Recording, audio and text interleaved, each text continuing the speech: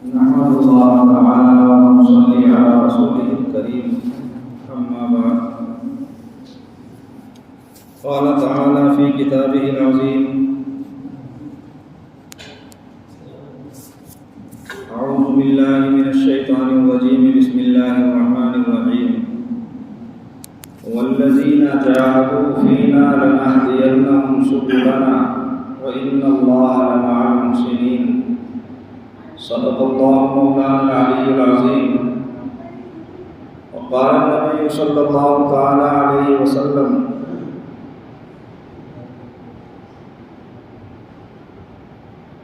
الدنيا سجن المؤمن وجنة الكافر او كما قال عليه الصلاة والتسلیم۔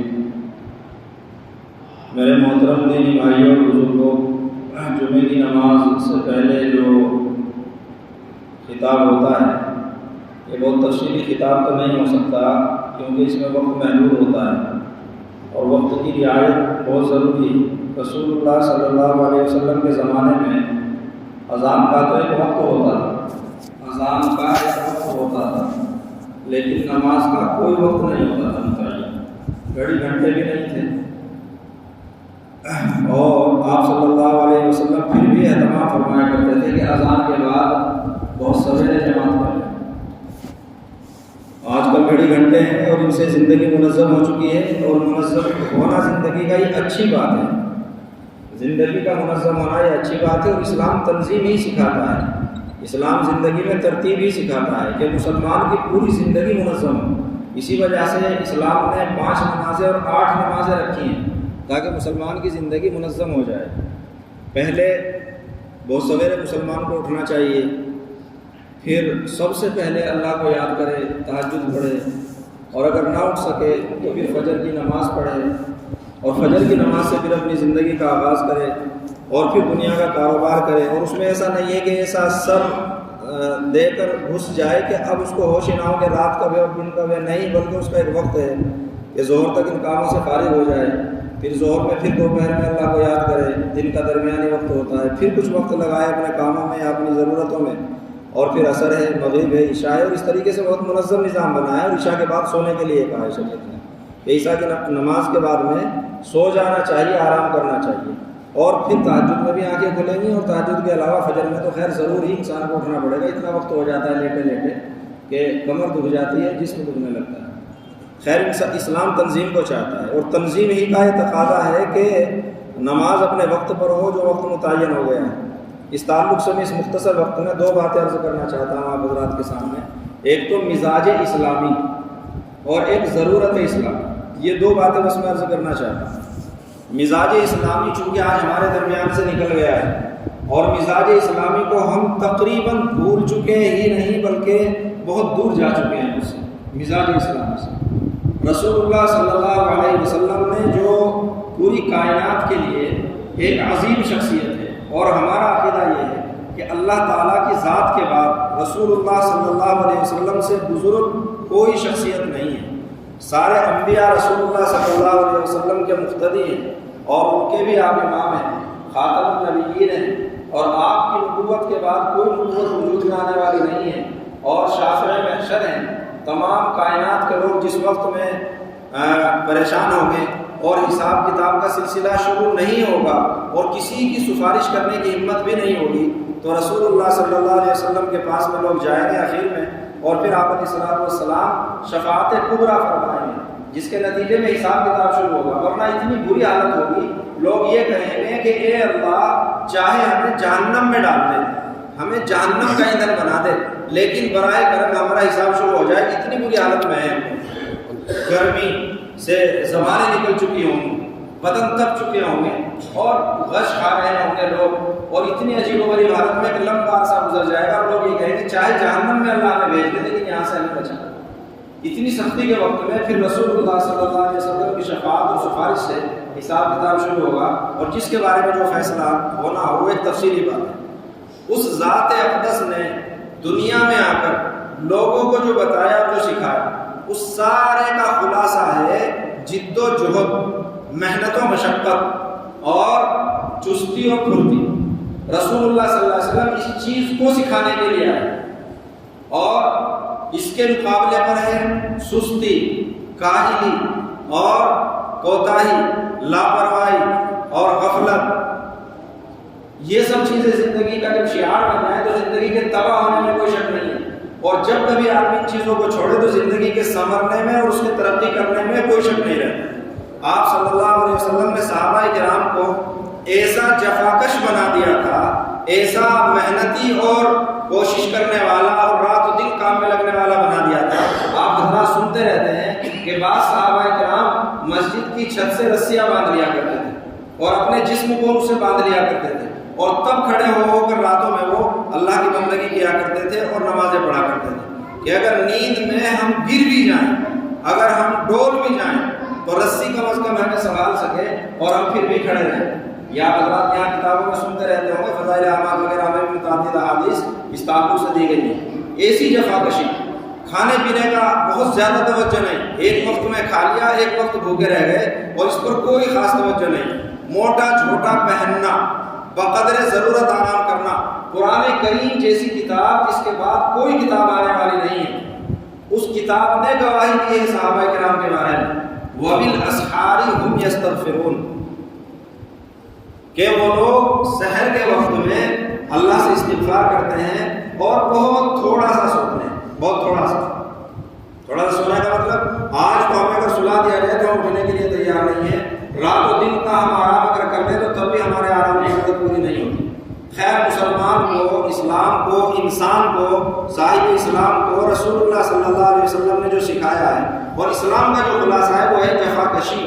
محنت اور مجاہدہ۔ جس زندگی کے اندر جفاکشی نہیں ہوگی، محنت اور مجاہدہ نہیں ہوگا، وہ نہ اللہ کا ہوتا نہ اپنوں کا ہوگا اور کسی کے لیے کچھ بھی نہیں کر پاتا ہے۔ مثلا کاہل انسان اپنی اولاد کے حق میں بہت زیادہ کچھ کامیاب ثابت نہیں ہو سکتا۔ کاہل اولاد، کام چور اولاد ماں باپ کے حق میں کوئی زیادہ کامیاب ثابت نہیں ہوتی، اور اگر جفاکش ماں باپ ہوں تو اولاد کے حق میں بہت کچھ کر گزرتے ہیں۔ اولاد اگر جفاکش ہو تو ماں باپ کے حق میں بھی اور معاشرے کے حق میں بھی بہت کچھ کر گزرتے ہیں۔ آج ہمارا رونا سب سے بڑا رونا یہ ہے کہ ہم لوگ غفلت کا شکار ہیں، جفاکشی ہماری طبیعتوں سے نکل چکی ہے۔ نوجوانوں کی کاہلی کا تو عالم ہی کیا ہے، آئینے کے سامنے کھڑے ہو کر اور اپنے بالوں کی سیٹنگ اور چہرے کا آئینے دیکھنا اور ان کا ہی سجانا اور سنورنا اور اپنی باڈیوں کا اور اپنے جسموں کا بنانا اور بس فیشنوں میں ڈوبے رہنا اور فلموں کے ہیروز کا دیے ہوئے فیشن ان کو اختیار کرنا۔ رسول اللہ صلی اللہ علیہ وسلم کی طرف سے اگر کہا اور بتایا جا رہا ہے بے ٹخنوں سے اوپر پائجامہ رکھنا چاہیے، جو نیچے رہے گا تو وہ جہنم کا شکار ہوگا اور جہنم میں جائے گا، تو کوئی ماننے کے لیے تیار نہیں۔ ایسا اور ایسا لباس پہننا چاہیے، آپ صلی اللہ علیہ وسلم اور صحابہ کرام نے ایسا لباس دیا ہے تو کوئی ماننے کے لیے تیار نہیں ہے۔ اور فلمی ہیروز کے ذریعے یہودیوں نے جب لباس دیا تو ٹخنوں سے اوپر کی پینٹ پہننا شروع کر دی، پھٹی ہوئی پینٹیں پہننا بھی شروع کر دی، اور جب سروں کے فیشنوں سے فارغ ہو گئے اور سروں میں کوئی شکل نہ بچی کہ فیشن کیسے اختیار کریں، یوں بھی کٹوا کے دیکھے، یوں بھی کٹوا کے دیکھے، چھوٹے بھی کرا کے دیکھے، گنجے بھی ہو کے دیکھے، سب طرح کے فیشنوں سے جب فارغ ہو گئے اور خالی ہو گئے اور نہ کوئی موقع ملا تو اب داڑھیوں میں فیشن شروع کر دیے ہیں۔ اگر کہا جائے نوجوانوں سے بھائی داڑھیاں رکھ لو سنت ہے تو کوئی رکھنے کے لیے تیار نہیں، اور فیشن کی بنیادوں پر کتنی طرح کی داڑھیاں اور اس کے اندر کیسے کیسے ڈیزائن آپ حضرات خوب جانتے ہیں۔ اس لیے جو غفلتوں کا ہمارے عالم ہے وہ بہت برا عالم ہے، اور ایسی شکل میں کوئی قوم ترقی نہیں کیا کرتی۔ کسی بھی قوم کی ترقی کے لیے جفاکشی بہت ضروری ہے۔ چنگیز خان نے جس وقت میں دنیا کو اپنے دست نگر کرنا شروع کیا تو تمام تر جتنے لوگ تھے سب کے اوپر فوجی ٹریننگ اور مشق لازم کر دی تھی، اور یہ کہا تھا کہ کوئی بھی آدمی مکان نہیں بنا سکتا، کوئی بھی آدمی کوئی اونچے مکان میں یا مضبوط مکان میں نہیں رہ سکتا، ہر ایک کو خیموں میں ہی رہنا ہوگا، ہر ایک کو موٹا جھوٹا پہننا ہوگا، ہر ایک کو وہ کھانا ہوگا جو حکومت کی طرف سے دیا جائے گا، اس میں کوئی عجیب و غریب کھانا نہیں، موٹا کھانا، اور ہر ایک آدمی کو اتنی ورزش کرنی ہوگی، ہر ایک شخص کو اتنا زیادہ محنت اور جفاکشی کرنی ہوگی۔ نتیجہ یہ تھا کہ ہر نوجوان اور ہر شخص مضبوط اور توانا اور تندرست اور کام لیا جا رہا تھا اسے۔ لیکن آج سستی کا عالم یہ ہے کہ فیشنوں میں پوری کی پوری قوم ڈوبی پڑی ہے، اور صحابہ کرام کے طرز کے بالکل خلاف اس سلسلے میں بہت کچھ کہا جا سکتا تھا، لیکن اسلامی مزاج جو تھا وہ ہمارے درمیان سے نکل چکا۔ اب تو کولر ہیں، ایسیاں ہیں، لائٹیں ہیں، اور آرام کے عجیب و غریب نظام ہیں، جن کا کوئی بیان بھی نہیں ہو سکتا، اور پھر انہی میں زندگیوں کے اوقات گزر رہے ہیں، اور آرام اور راحت سے جیسے غیر مسلم نکلنا چاہتے نہیں، ایسے ہی مسلمان بھی آرام اور راحت میں ہی اپنے لمحات کو گنوانا گزارنا چاہ رہے ہیں، اور وہ اس میں لگے پڑے ہیں، اسی کے لیے رات و دن کی جد و جہد و محنت اور کوششیں۔ تو جفا کشی کا جو نظام رسول اللہ صلی اللہ علیہ وسلم نے مسلمانوں کو دیا تھا، وہ مسلمانوں کے درمیان سے تقریباً ختم ہے۔ جفا کشی کا نظام بنایا جائے، اور جفا کشی کا نظام کو یہ نہیں کہ بھئی آپ دھوپ میں کھڑے رہیں، آپ بھوکے رہیں۔ رمضان مہینے میں ایک سال میں ایک مرتبہ ہوتا ہے، اس کے 30 روزے، وہ سارے کے سارے تقریباً 30 روزے اللہ نے کوئی بھی چیز انسان کی وسعت سے زیادہ اس کے اوپر لاگو نہیں کی۔ رمضان کا رکھنا کتنا آسان ہے، آپ حضرات دیکھ رہے ہیں۔ محنت اور جفاکش کے کام 11 مہینے کیے جائیں۔ جو لوگ یہ بہانے کرتے ہیں کہ ہم تو مزدوری کرتے ہیں، ہمارے پاس کچھ ہے نہیں ہے، تو ان لوگوں کے لیے بھی نظام عمل یہ ہونا چاہیے کہ 11 مہینے پوری محنت کریں، اور ہر مہینے اتنا تھوڑا سا بچا لیں کہ یہ رمضان کے 2 دنوں کے لیے، پھر اگلے مہینے میں یا اگلے ہفتے میں بھئی یہ رمضان کے 2 دنوں کے لیے، اور یہ رمضان کے 2 دنوں کے لیے۔ اس طریقے سے 11 مہینوں میں 1 مہینے کا انتظام ہر شخص کر سکتا ہے، لیکن یہ وہ شخص کر سکتا ہے کہ جس کو آخرت کی فکر ہو۔ پھر رمضان میں وہ لوگ آرام کریں، رمضان میں اتنی کڑی محنت نہ کریں کہ جس کی وجہ سے روزوں کے چھوڑنے کی نوبت آئے، روزوں کو برداشت نہ کر سکے۔ روزے صحت کے لیے کتنے مفید ہیں اور کتنے لازم اور ضروری ہے کہ جن لوگوں کو روزوں کی عادتیں رہتی ہیں، روزوں کے بعد آپ دیکھنا رمضان کے بعد میں کتنا کھانے کو جی کرے گا اور کتنا وہ بدن میں لگے گا، اور صحت و عافیت اور تندرستی کتنی زیادہ حاصل ہوگی۔ تو جفا کشی کا ایک نظام تو ہے رمضان اور اس کے روزے، اور وہ بھی کتنی عافیت دیتے ہیں جسموں کو۔ اس وقت میں آپ تقریباً سبھی لوگ روزے سے ہیں، تو اب جسموں میں کتنی توانائی اور کتنی چستی محسوس کر رہے ہوں گے، اور نمازوں میں بھی کیسا دل لگ رہا ہوگا، اور توق پھولی پڑی ہے، معدہ بھرا ہوا ہے۔ اور رسول اللہ صلی اللہ علیہ وسلم نے جیسا کہ فرمایا، ما ملأ ابن آدم وعاء شرا من بطنہ، کہ انسان نے اپنے پیٹ سے برا کوئی برتن نہیں بھرا۔ کسی بھی برتن کو بھرنے سے اتنا نقصان نہیں ہوتا جتنا کہ پیٹ کو بھرنے سے نقصان ہوتا ہے۔ اور ہم لوگ جب تک کہ سانس کی گنجائش باقی نہ رہ جائے، دسترخوان سے اور کھانے سے اٹھنے کے لیے تیار نہیں ہوتے، حالانکہ بقدر ضرورت کھانے کا معاملہ ہے۔ اب اس وقت میں کتنے ہلکے پھلکے ہیں اور سب لوگ کیسے چستی محسوس کر رہے ہوں۔ تو جفا کشی کا ایک تو انداز دیا ہے اسلام نے روز رمضان۔ جفا کشی کا ایک دوسرا انداز دیا ہے نمازیں۔ 5 وقت کی نمازیں پابندی کے ساتھ چھوڑنے کی کوئی گنجائش اسلام کے اندر نہیں ہے۔ وہ فرض ہے، اور اللہ کی طرف سے ایسا فرض ہے کہ اس میں صرف وہ وقت شخص جو بے ہوش ہو چکا اور اپنے سر سے اشارہ کرنے پر بھی قادر نہ ہو، لیٹ کر اگر سر سے بھی اشارہ نہ کر سکتا ہو تو تب نماز موقوف ہو جاتی ہے۔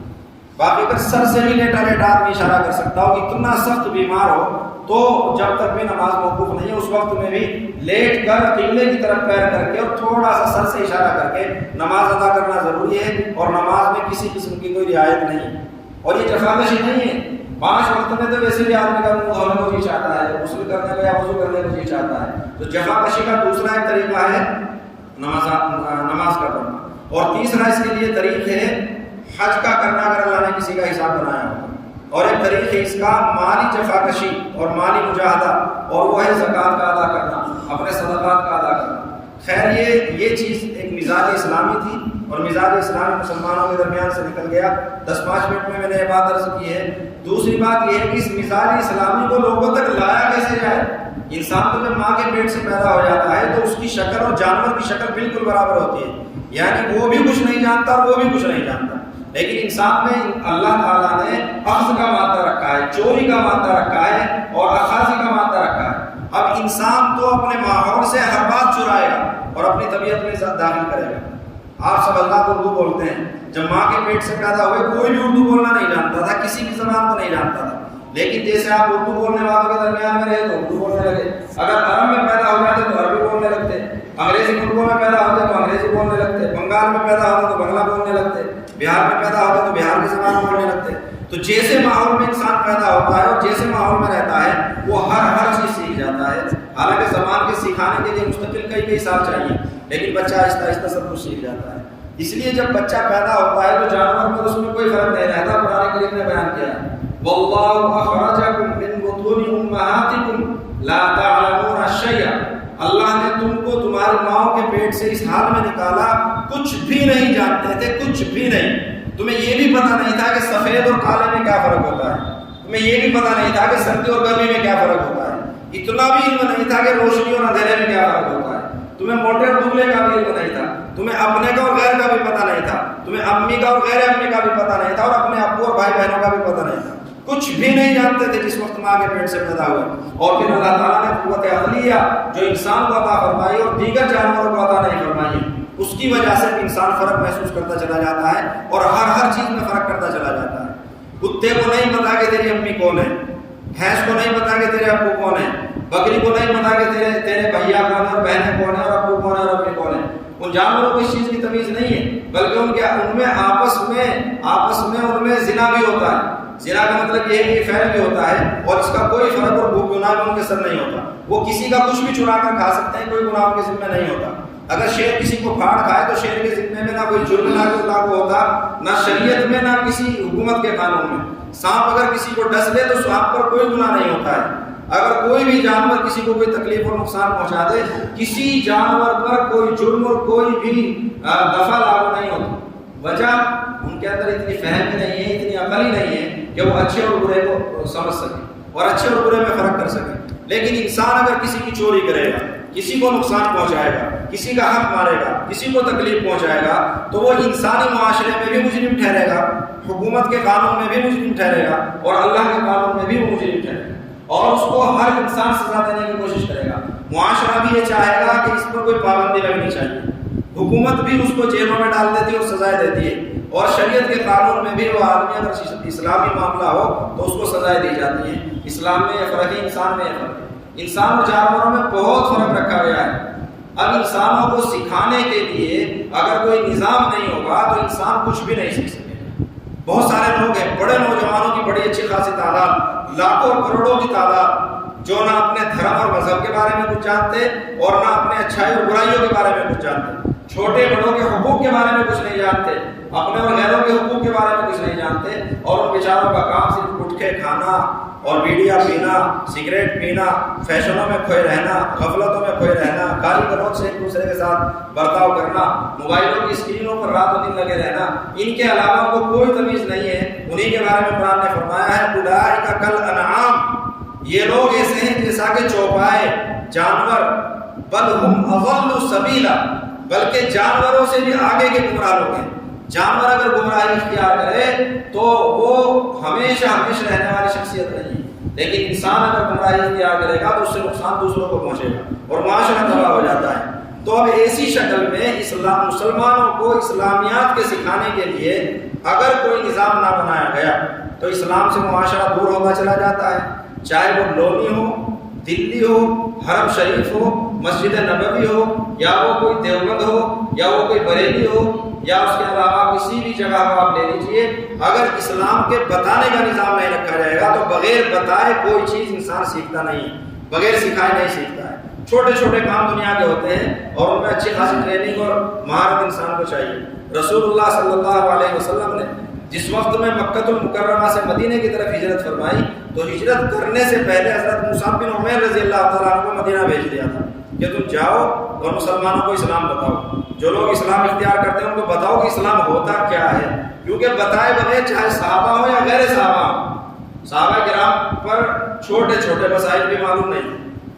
بہت سارے صحابہ کرام کو اسلام کے چھوٹے چھوٹے مسائل بھی معلوم نہیں تھے، اور پھر تابعین کوئی بڑی تعداد ایسی ہے کہ جن کو اسلام کے بارے میں معلومات نہیں تھی. اور رسول اللہ صلی اللہ علیہ وسلم کے صحابہ کو حضرت صدیق اکبر نے، عمر فاروق نے، عثمان غنی نے، جو بھی امیر المومنین ہوتا رہا، ان کو دوسری جگہوں پر بھیجتے رہے، کسی کو کوفہ، کسی کو بصرہ اور کسی کو بغداد اور کسی کو یہاں اور کسی کو وہاں. اور ایک ایک صحابی نے جا کر اس طریق پر ایک جگہ بیٹھ کر اور رسول اللہ صلی اللہ علیہ وسلم کی تعلیمات لوگوں کو پہنچائی. اگر نہ پہنچاتے تو اسلامی شہروں میں اور اسلامی ملکوں میں اس طرح سے اسلام نہ پہنچتا. خیر، میرا عرض کرنے کا مقصد یہ ہے، کوئی بھی چیز دنیا کی، یہ دنیا دار الاسباب ہے. ویسے تو اللہ تعالیٰ بغیر اسباب سب کچھ کرنے پر قادر ہے، یہ ہمارا عقیدہ ہے، یہ ہمارا ایمان ہے. لیکن اللہ نے اس طریقے سے نظام اسباب میں دنیا کو پرویا ہے کہ قدرت چھپ کر رہ گئی، اور بعض لوگوں نے قدرت کو ماننے سے ہی انکار کر دیا. اللہ تعالیٰ نے آم کے درخت کو پیدا کرنے پر قدرت ہے، لیکن اس کو آم کی گٹھلی میں چھپا کر رکھ دیا کہ گٹھلی جب زمین میں ڈالو گے تو پودا نکل کر آئے گا، بڑا ہو کر وہ آم کا درخت بن جائے گا، اور اس پر پھل لگیں گے، پتے آئیں گے، پھول آئیں گے، کلیاں آئیں گی، اور شاخیں ہوں گی، ٹہنیاں ہوں گی. حالانکہ آپ بتائیے کہ اس گٹھلی میں کہاں ٹہنیاں ہیں؟ کہاں تنا ہے، کہاں ہیں پتے، کہاں ہے پھول، کہاں ہے کلیا، اور کہاں ہے وہ کونٹلوں آم، کئی کونٹلوں ٹنوں آم جو اس درخت پر آنے والے اس گٹھلی میں کہاں ہے، اور کہاں ہے وہ رس، اور کہاں ہے وہ مٹھاس، اور کہاں ہے وہ کھٹاس، اور کہاں ہے وہ کڑواہٹ جو آم کے اندر اور آم کے ایک ہی پائپ کے ذریعے آم کے اندر پہنچتا ہے۔ گٹھلی کو کھائیں گے تو کتنی کڑوی، گودے کو کھائیں گے تو کیسا میٹھا، چھلکے کو کھائیں گے تو کیسا کھٹا، اور ایک ہی پھل کے اندر اور کئی سارے نظام اور پائپ کے ذریعے پہنچتے ہیں۔ تو ہے تو یہ حقیقت میں قدرت الہیہ کے ذریعے، لیکن اللہ نے اپنی قدرت کو چھپا دیا گٹھلی کے اندر۔ بھینس کو آپ کاٹ دیے، ایک ایک بوٹی الگ کیجیے، اور پوری بھینس میں سے، پوری گائے میں سے آپ 100 گرام دودھ نکال کر دکھا دیجیے، 100 گرام بھی دودھ اگر نکال لیں، سارے لونی کے چارہ جتنا بھی کچھ ہے وہ ایک بھینس کو کھلا دیجیے، جانوروں کو کھلائیے، اس چارے کو اکٹھا کیجیے، سارے پائپ لگا کر یہاں سمر سیبل کے پانی اکٹھا کیجیے، اور مل ملا کر کوئی کسی بھی مشین کے ذریعے آپ ذرا ایک پاؤ دودھ بنا کر دکھا دیں۔ جو لوگ کہتے ہیں کہ بھائی چارے میں سے دودھ نکلتا ہے، تو چلو چارہ ہم آپ کو دیتے ہیں، ایک پاؤ دودھ لائیے، پانی ہم آپ کو دیتے ہیں، ایک پاؤ دودھ بنائیے۔ تو دودھ چارے سے نہیں بنتا، دودھ پانی سے نہیں بنتا، دودھ اللہ کی قدرت سے بنتا ہے۔ لیکن اللہ نے اپنی قدرت کو ایسے چھپا دیا ہے کہ اب کوئی انکار کرنا چاہے تو کہہ سکتا ہے بھائی دودھ تو بھینس دیتی ہے، دودھ کہیں سے نہیں آتا، دودھ تو بھینس کھا پی کر دیتی ہے۔ ذرا بھینس کے ٹکڑے ٹکڑے کر کے دیکھیے کہیں سے دودھ نکل جائے تو ایک پاؤ بھی دودھ اس کے اندر سے نکل جائے۔ تو اللہ تعالیٰ ہر کام کو کرنے پر قادر ہے، بغیر اسباب کے کر سکتے ہیں، لیکن دنیا میں پوری قدرت کو کسی نہ کسی سبب میں اللہ نے چھپایا ہے، اور اتنا چھپا دیا کہ غیر مسلموں کے لیے ایک راہ ہو گئی اللہ کی قدرت کے انکار کرنے میں۔ چنانچہ اللہ بغیر قدرت کے سب کچھ کر سکتے ہیں، لیکن دنیا کو دار اسباب بنایا ہے، اس لیے یہاں اسباب اختیار کرنے پڑیں گے۔ کھائیں گے تو بھوک بجھے گی، پیئیں گے تو پیاس بجھے گی، اور اگر آپ کپڑے کو سلیں گے اور پہنیں گے تو آپ کا بدن ڈھکے گا۔ خود بخود کچھ بھی ہونے والا دنیا میں نہیں ہے، اس وجہ سے ہر چیز کے لیے اسباب کی ضرورت ہے۔ اور مسلمانوں کا عقیدہ، مسلمانوں کا ذہن اور ان کا خیال یہ ہے کہ اللہ کی طرف سے غیبی مدد ہے، غیبی مدد آئے گی، اسلام بھی سنبھلا رہے گا، تعلیمات بھی چلتی رہیں گی، قیامت بھی نہیں آئے گی، اور ہمارا معاملہ جوں کا توں اللہ کی طرف سے کھلی امداد کا ہوگا۔ اگر ہوتا تو صحابہ کرام کا ہوتا، پھر ان کو اتنی جد و جہد اور کوششوں کی ضرورت نہیں تھی۔ ہمارا بھی معاملہ اسباب کا ہے، وقت غالباً ہوا چاہتا ہے، ہمارا بھی معاملہ اسباب کا ہے، اور ہم رسول اللہ صلی اللہ علیہ وسلم سے 1450 سال کی دوری پر ہے اس وقت، اور جیسے جیسے حضور علیہ السلام سے زمانہ دور ہوتا جائے گا، ایسے ہی ایمان میں کمزوری اور یقین میں کمزوری ہوتی چلی جائے گی، اور اسباب کو اگر اختیار کر کے اسلام کی تعاون اور اسلام کو آگے نہیں بڑھایا جائے گا تو اسی شکل میں اسلام بہت سارے ملکوں، صوبوں، خطوں، علاقوں، منطقہ سے ختم ہو چکا ہے، اور وہاں اللہ کا نام لینے والا بھی آج باقی نہیں ہے۔ اس لیے اسلامی تعلق سے اسباب کو اختیار کرنا بہت ضروری اور لازمی ہے۔ چنانچہ مساجد کے لیے بھی میں جو مختصر بات عرض کر رہا ہوں، ایک تو مسلمان کا مزاج جفاکشی کا، سستی اور کاہلی اس کے پاس میں کو نہ گزرنے والی ہو، اور وہ سستی اور کاہلی کو بہت دور دھکیل چکا ہو، نہ اس کی اولاد میں سستی اور کاہلی نظر آتی ہو، نہ بیوی میں، نہ بچوں میں، نہ بڑوں میں، اور گھر کا ہر فرد ہر وقت ریڈی رہے اسلامیات پر عمل کرنے کے لیے، حلال کمائی کے لیے، اور حلال جگہوں پر اور جائز جگہوں پر خرچ کرنے کے لیے۔ تو اس اسلامی احکام میں کبھی کوئی کوتاہی نہ ہو۔ ایسے ایسے گھرانے بفضل اللہ میرے علم میں ہیں، اور آپ حضرات بھی جانتے ہیں، بہت سے گھرانے یہاں پر بھی موجود ہیں کہ گھر کا ایک فرد بھی نماز کو کبھی ترک نہیں کرتا، ہر فرد کے چہرے پر داڑھی ہے، اور بہترین حلال کمائیاں کرتے ہیں، اور بہترین جگہوں پر اپنا خرچ کرتے ہیں، اور اسلامی بھرپور اسلامی زندگی گزار رہے ہیں، جبکہ اسلامی تعلیمات بہت زیادہ نہیں ہیں، ہلکی پھلکی اسلامی تعلیمات۔ تو ایسے بھی اللہ کی توفیق سے لوگ ہوتے ہیں، لیکن اس کا مدار ہوتا ہے حلال غذا کے اوپر۔ حلال غذا مسلمان کے لیے ضروری ہے اور بنیادی ہے۔ حلال غذا نہ ہونے سے بزدلی آتی ہے، طبیعت کی امنگیں ختم ہو جاتی ہیں، انسان کے جذبات جاتے رہتے ہیں، نوجوانی کی تمام تر امنگیں ختم، اب نہ اس کے اندر شجاعت ہوتی، نہ بہادری ہوتی، نہ جذبات ہوتے، نہ امنگیں ہوتی، نہ کسی بھی طرح کی ترقیات کے اس کے جذبات ہوتے ہیں، اور سارے حرام غذا کی وجہ سے مان پڑ جاتے ہیں۔ نتیجہ یہ ہوتا ہے کہ آدمی بزدل بن کر رہ جاتا ہے، بے جذبات بن کر رہ جاتا ہے، بے حوصلہ ہو کر رہ جاتا ہے، قدم قدم پر ڈرنا سیکھ جاتا ہے، اور ہر جگہ پر اس کے حصے میں ڈر آتا ہے، اور سب جگہ پر وہ شخص ناکام ہوتا ہے۔ اور جب حلال غذا جسم میں پہنچتی ہے تو اس کے اثرات اور اس کے جذبات کچھ اور ہی ہوتے ہیں۔ ایسی شکل میں انسان روز بروز بہادری کا مجسمہ بنتا چلا جاتا ہے، حوصلہ مندی اس کے اندر آتی ہے، امیدیں اس کی جاگتی ہیں، جذبات اس کے بڑھتے ہیں، اور وہ ہر قسم کی اسلامی اور غیر اسلامی خدمات کے لیے اپنے آپ کو پیش کرتا ہے، اور ایسی شکل میں وہ بندہ سب کے لیے مفید ہوتا ہے۔ اس لیے میں عرض کر رہا ہوں مختصراً یہ کہ دنیا دارالاسباب ہے اور ہمیں ان اسباب کے دائرے میں رہ کر اپنے اسلام کی بھی حفاظت کرنی ہے۔ ہمیں غیر مسلم ہو یا مسلمان ہو، ہر ایک کے ساتھ خیر خواہی کا برتاؤ کرنا ہے، ہر ایک کے ساتھ میں انسانیت کا برتاؤ کرنا ہے۔ مسلمانوں کا مذہب کبھی یہ نہیں سکھاتا کہ مسلمان کے ساتھ خیر خواہی کی جائے۔ رسول اللہ صلی اللہ علیہ وسلم نے یہودیوں کے ساتھ، عیسائیوں کے ساتھ اپنے زمانے میں جو خیر خواہیاں کی ہیں وہ تاریخ میں بہت سنہرے الفاظ میں لکھی ہوئی ہیں، اور آپ علیہ الصلوۃ والسلام نے اس معاملے میں کسی قسم کی کوئی طرفداری نہیں کی، بلکہ ہر ایک کے ساتھ میں انسان سمجھ کر انسانی معاملہ کرنا ہے۔ کسی بھی گرتے کا ہاتھ پکڑنا، کسی بھی بیمار کا تعاون کرنا، کسی بھی محتاج کا تعاون کرنا، یہ اسلام کا اپنا شیوا ہے، اور اسلام ہمیشہ اس سلسلے میں پیش رہا ہے۔ اور ان چیزوں کو اصل میں جانا جا سکتا ہے اور پہچانا جا سکتا ہے اسلامی تعلیمات کے ذریعے۔ اسلامی تعلیمات اگر نہیں ہے پھر بندہ ان چیزوں سے غافل ہو جاتا ہے اور غفلت کا شکار ہو جاتا ہے، پھر اس کے اندر فرقہ پرستی یا تو تنافر یا تو جذباتیت یا تو دشمنیاں یہ چیزیں گھر کر لیتی ہیں اور پھر نقصانات ہوتے ہیں۔ اسلام کا ایک نظام ہے، میں مختصر بات میں عرض کر رہا ہوں، باتیں طویل کرنے کو جی چاہتا ہے لیکن طوالت کا یہاں موقع نہیں ہے۔ اسلام کا ایک نظام ہے مسجدیں، مسجدوں کی آبادی کا اگر ہم نظام نہیں بنائیں گے تو پھر معاشرہ ہمارا تباہ ہو جائے گا، اور اس سلسلے میں آپ جانتے ہیں کہ مسجدوں کی آبادی کا کیا نظام ہے۔ دوسرا نظام ہے ہمارا اپنا مدارس کے نظام۔ مدارس کا نظام اگر دنیا میں باقی نہیں رہے گا، یا پھیکا پڑ جائے گا یا کمزور ہو جائے گا، تو ایسی شکل میں اسلامی تعلیمات مٹ جائیں گے، اور اسلامی تعلیمات کے بغیر اسلام باقی نہیں رہ سکتا۔ گویا کہ اسلام کے مٹانے کا ہم نظام کر رہے ہیں اگر مدارس اسلامیہ کی حفاظت نہیں کر رہے ہیں۔ ماشاءاللہ یہاں پر اب دہلی کے آس پڑوس میں، لونی میں اور اس طرح کی جگہوں میں تنظیم شروع ہو رہی ہے، نظام شروع ہو رہا ہے، اور اس نظام کے تحت جو کام ہوتا ہے تو وہ اچھا ہوتا ہے۔ جو مدارس اسلامیہ ہیں، مسجدیں بغیر نظام کے ہیں، وہاں پر سارا نظام درہم برہم ملے گا آپ کو، اور ایک دوسرے کی شکایت کرتے نظر آئیں گے۔ لیکن جن مسجدوں کے نظام کمیٹیوں کے تحت اور نظام کے تحت چل رہے ہیں وہ بھی بحمدللہ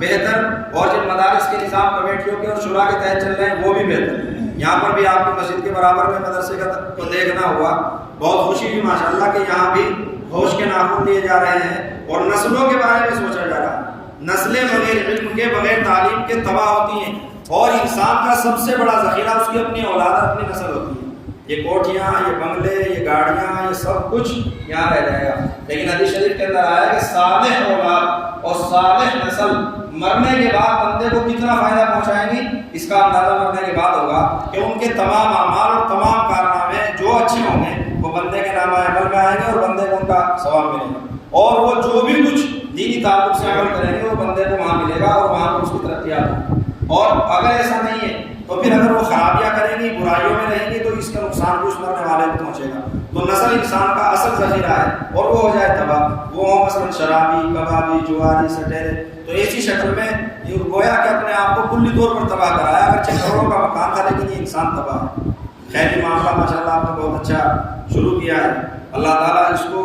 پایہ تکمیل تک پہنچائے، اور اس کے لیے بھی آپ منظم نظام بنائیں۔ یہاں پر جو لوگ ہیں ہوشیار اور عقل مند لوگ اور باشعور لوگ وہ کمیٹی بنائیں، شورا کے تحت اس نظام کو چلائیں، اور اس کے لیے بھی جدوجہد کریں۔ اور مزید معتبر مدارس اسلامیہ، غیر معتبر کی میں بھی بات عرض کر دوں آپ سے، غیر معتبر جو مدارس ہیں جن کی تحقیق نہیں ہے ان کا تعاون نہ کیا جائے، غیر معتبر لوگ جو مانتے ہیں ان کا تعاون نہ کیا جائے، اور ہر ایک معاملے میں تحقیق کرنا ضروری اور فرض ہے۔ مسلمانوں میں ایک بڑا المیہ ہے اس وقت میں کہ ہر آدمی کو دینا ضروری سمجھتے ہیں، ہر مانگنے والے کو دینا ضروری سمجھتے ہیں۔ گھر پر ایک آدمی مزدوری کر رہا ہے، 400 روپے اس کی مزدوری طے ہوئی ہے، پورا دن اس نے مزدوری کی ہے، ہمارے پاس میں 400 ہی روپے دیں گے، جبکہ ہمیں معلوم ہے کہ یہ آدمی غریب ہے۔ اگر غریب نہ ہوتا تو مزدوری کیوں کرتا؟ 400 کی بجائے 5 روپے بھی فالتو ہم اس کو دینا نہیں چاہتے، اور اگر مانگنے والے آ جائیں تو ان کو 50، 100، 1000 بہت کچھ تعاون کرتے ہیں۔ مانگنے والوں کی کمائی صبح سے لے کر شام تک کئی ہزار ہو جاتی ہے، اور مزدوری کرنے والا بیچارہ 400 روپے اور 500 روپے پر رہ جاتا ہے۔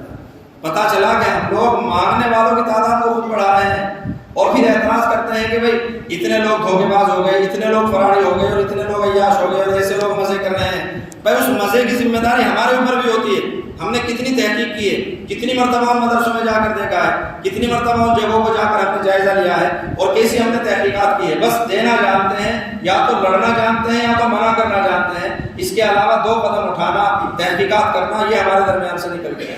اس لیے ہر مانگنے والے کی آپ تحقیق کریں, مانگنے والوں کا زیادہ تعداد نہ بڑھائیں, اور اس کی وجہ سے یہ سلسلہ زیادہ سے زیادہ بگڑتا جا رہا ہے. مسلمانوں میں جتنے مانگنے والوں کی تعداد ہے اتنی کسی قوم کے اندر نہیں. وجہ کیونکہ مسلمان دینے کے فضائل جانتے ہیں اور تحقیق جانتے نہیں ہیں. بعض لوگ بہت کچھ خرابیاں کر رہے ہیں, سے شرابیں پیتے ہیں, جوئے کھیلتے ہیں, اور بہت سی خرابیاں ہوتی ہیں. خیر اللہ تعالیٰ اس تعلق سے ہمیں فہم اور سمجھ عطا فرمائے, اور اپنے اداروں سے تحقیق کا بھی تعلق اللہ تعالیٰ عطا فرمائے, اور محبت کا بھی تعلق عطا فرمائے. وقت ہو گیا ہے, آپ حضرات